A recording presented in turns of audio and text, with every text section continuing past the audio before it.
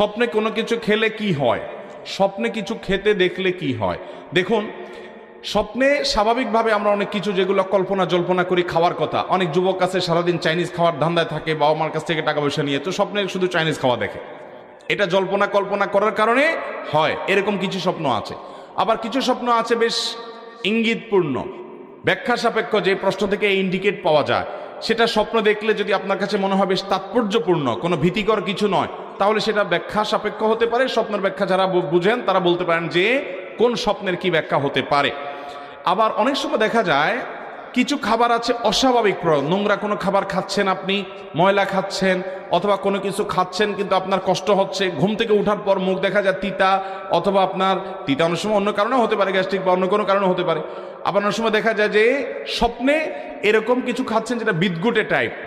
এগুলো বেশিরভাগ ক্ষেত্রে ব্ল্যাক ম্যাজিক হয়ে থাকে, দুষ্ট জিন এবং যারা ব্ল্যাক ম্যাজিশিয়ান স্বপ্নে এ ধরনের বিদঘুটে অনেক কিছু খাওয়ায়, কাঁচা মাছ খাচ্ছেন, এটা খাচ্ছেন, সেটা খাচ্ছেন, এবং অনেক সময় ঘুম থেকে ওঠার পরে আপনার এরকম অস্বাভাবিক অনেক কিছু দেখা যায়। এগুলো ব্ল্যাক ম্যাজিকের ইত্যাদির প্রভাবে হয়ে থাকে, এগুলোর কারণে মানুষ ক্ষতিগ্রস্ত হয়। আমি ব্যক্তিগতভাবে এক রুগীর কথা জানি, চিটাং রোডে আমার ভূমিপল্লী মসজিদের পাশে, মসজিদের 2-3 বিল্ডিং পরেই ভদ্রমহিলা অসুস্থ হয়েছেন ব্ল্যাক ম্যাজিকের কারণে, কোনো রোগবালাই ট্রিটমেন্ট করে কিচ্ছুতে কোনো উপকার হয়নি। ভদ্রমহিলা বহু দেশ ঘুরেছেন এবং মৃত্যু মুখে পতিত হয়ে গেছেন, বিছানায় পড়ে গেছেন, ইয়াং মানুষ, খুব বেশি বয়স হয়নি। তো এই ভদ্রমহিলাকে ব্ল্যাক ম্যাজিক করা হয়েছে, কোরআন হাদিসের আলোকে যখন রুকিয়া করা হলো, ঝাড়ফুঁক করা হলো, দেখা গেল তার বমি হলো, বমির সাথে একটা গোশতের টুকরা বের হলো যেটা চুল দিয়ে পেঁচানো। এখন চুল দিয়ে কেন পেঁচানো হলো আমি তো জানি না, একজন ডাক্তারের সাথে শেয়ার করলাম, উনি বললেন ভাই চুল দিয়ে এই জন্য পেঁচাইছে যে চুল এটা কখনো হজম হয় না, এটাকে এমনভাবে গোশতের টুকরাটা কোনোদিন হজম হবে না, এটা যতদিন তার পেটে থাকতে থাকবে মৃত্যু পর্যন্ত সে কষ্ট পেতে পেতে দুনিয়া থেকে যাবে ব্ল্যাক ম্যাজিকের কারণে, কালো জাদুর কারণে। তো এইরকম কালো জাদু তার পেটে কিভাবে গেলে, কেউ তাকে খাওয়াইছে, এত বড় জিনিস তো কেউ তো খাওয়ানোর কথা না। স্বপ্নে অনেক সময় শয়তান এটা করে।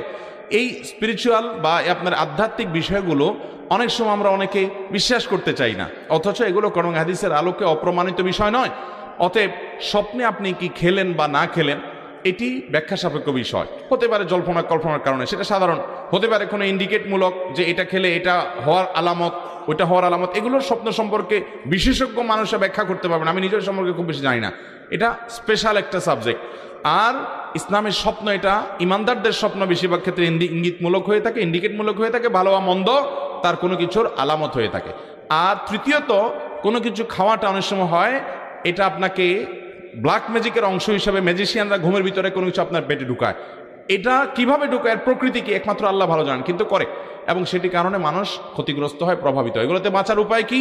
ওই যে শোয়ার সময় ওযু করে ঘুমাবেন এবং 3 কুল পড়ে পুরো শরীর বন্ধ করে ঘুমাবেন, সুন্নাহসম্মত আমলগুলো সকাল সন্ধ্যা করবেন এবং কোরআন তেলাওয়াত বাসা চালু রাখবেন। বিশেষ করে দেখবেন এই সমস্ত ব্ল্যাক ম্যাজিক থেকে আল্লাহ তাআলা আমাদেরকে বাঁচাবে। আল্লাহ তাআলা আমাদের সবাইকে যা শুনলাম, জানলাম, বুঝলাম আমল করার তৌফিক দান করুন। জাযাকুমুল্লাহু খায়রা ওয়া আখিরু দাওয়ানা আনিল হামদুলিল্লাহি রাব্বিল আলামিন।